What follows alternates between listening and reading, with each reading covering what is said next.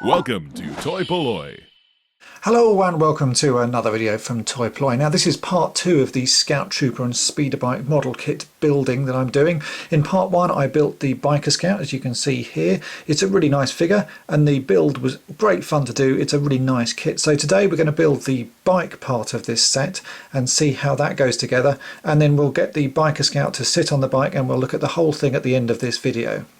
Building the figure took about an hour and a half, and the instructions for that were pretty easy to follow. The bike looks equally as complicated in the amount of parts, so I'm reckoning probably about another hour and a half's worth of building as well to get this all finished. So I have the instructions here. I have my handy little basic tool set, which is ideal for doing these model kits because it has a pair of plastic nippers in. So let's get started.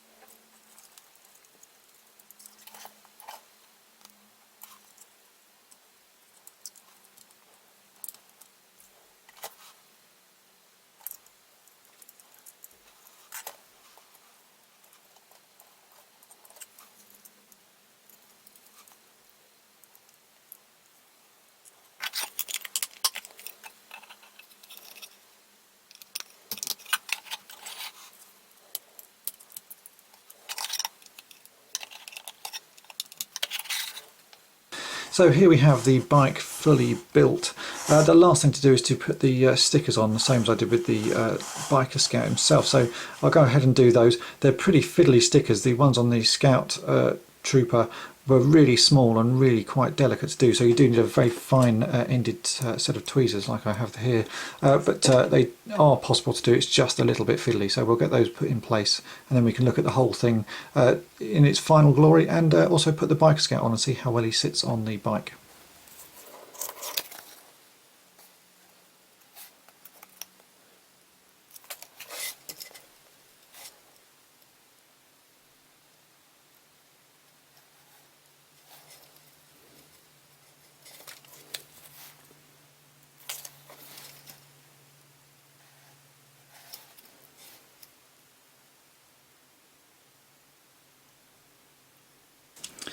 So here is the final bike. It looks really nice. The detail is absolutely amazing on this thing. There are so many tiny little bits that you have to put into the model when you're making it, and even the stickers, some of the stickers are only a few millimeters across, so they are pretty fiddly to put together.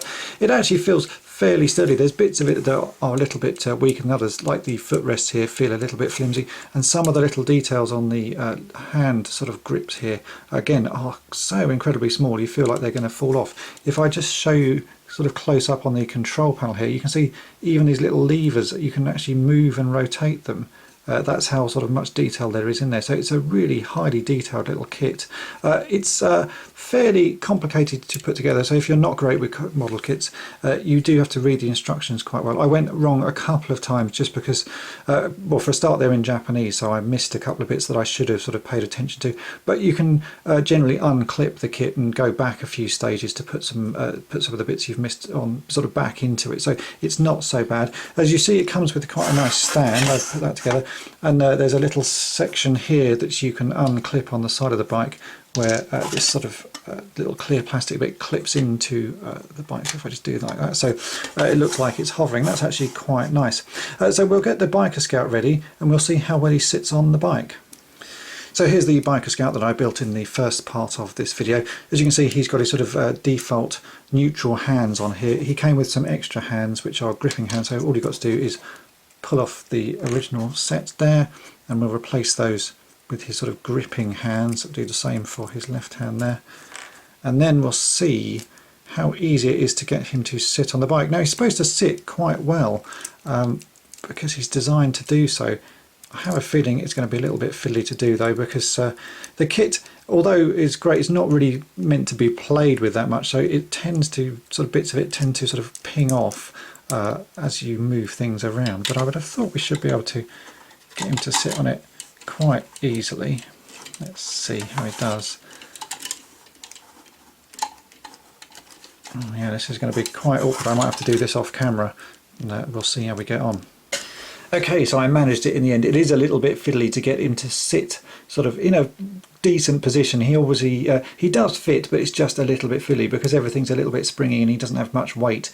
It doesn't want to sit quite how I'd like. I probably can get him to sit a bit better just with a bit more fiddling, but you know, it's a fairly poseable model, so you can actually do quite a lot with it. But as you can see, he looks pretty good when he's on the bike. It comes with a few different types of flap here on the back. I've only put on the sort of action pose ones. There's another type of flap with the engine sort of covered, so the flap is straight down. The flaps are the only bit of this model that don't actually move. It would have been quite nice if they did rotate as the, well, actually like the toy did. If I bring in the little toy here, these flaps move quite nicely, and you can see the sort of scale of it. If I put that in front of it, you can see it's quite a large model. 1/12 scale makes it quite a nice sort of proportion. Overall, I do think these are really nice model kits. I actually think the figure is far better than the bike. The figure looks great. You don't have to do any sort of painting or anything on it, and he looks really nice because it's all sort of shiny plastic and the fabric detailing is pretty good. The bike itself, I think I'm probably going to come back to this and give it some sort of paint detailing. It looks too plain. These kits are supposed to be the sort of thing that you can just build straight out of the box and don't need any skills for or sort of painting ability, but I think in this instance the bike is looking just too new and too plasticky, so I think it does need a bit of a paint application to make it look that little bit better. But really it is a very nice kit. If you can get these here in the UK or in the States, I would advise getting them. They are very nice. Currently they're not that easy to pick up because these are sort of Japanese only releases, and they've done quite a lot of other model kits in this series, so there are lots of vehicles and lots of other figures, and quite a few figures now from The Force Awakens as well. So next time I visit Japan, chances are I'm going to pick up some more of these, and I will film and review them as I get them. So I hope these 2 videos have been of interest to you. It's certainly a very nice kit, and thanks for watching. Thanks for watching toy-polloi. Subscribe for more great videos. You can also follow toy-polloi on Twitter and Facebook.